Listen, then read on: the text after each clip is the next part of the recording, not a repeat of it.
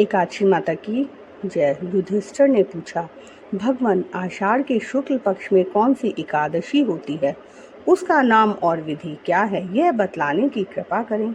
भगवान श्री कृष्ण बोले, राजन, आषाढ़ शुक्ल पक्ष की एकादशी का नाम शयनी है।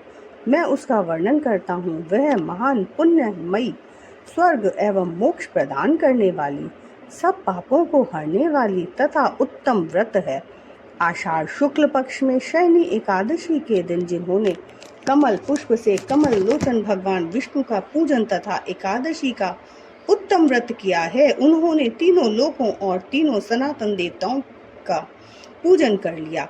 हरिशयनी एकादशी के दिन मेरा एक स्वरूप राजा बलि के यहाँ रहता है और दूसरा क्षीर सागर में शेषनाग की शैया पर तब तक शयन करता है जब तक आगामी कार्तिक की एकादशी नहीं आ जाती। अतः आषाढ़ शुक्ला एकादशी से लेकर कार्तिक शुक्ला एकादशी तक मनुष्य को भली भांति धर्म का आचरण करना चाहिए।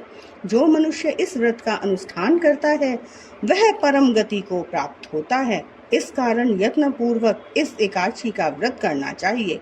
एकादशी की रात में जागरण करके शंख, चक्र और गदा धारण करने वाले भगवान विष्णु की भक्ति पूर्वक पूजा करनी चाहिए। ऐसा करने वाले पुरुष के पुण्य की गणना करने में चतुर्मुख ब्रह्मा जी भी असमर्थ हैं। राजन, जो इस प्रकार भोग और मोक्ष प्रदान करने वाले सर्व पापहारी एकादशी के उत्तम व्रत का पालन करता है, वह जाति का चंडाल होने पर भी संसार में सदा मेरा प्रिय करने वाला है।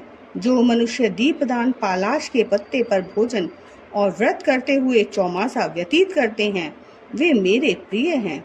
चौमासे में भगवान विष्णु सोए रहते हैं, इसलिए मनुष्य को भूमि पर शयन करना चाहिए।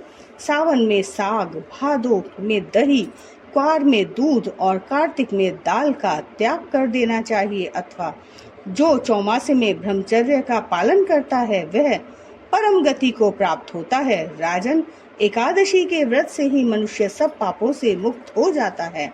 अतः सदा इसका व्रत करना चाहिए, कभी भूलना नहीं चाहिए। शयनी और बोधनी के बीच में जो कृष्ण पक्षी एकादशियां होती हैं, गृहस्थ के लिए वे ही व्रत रखने योग्य हैं।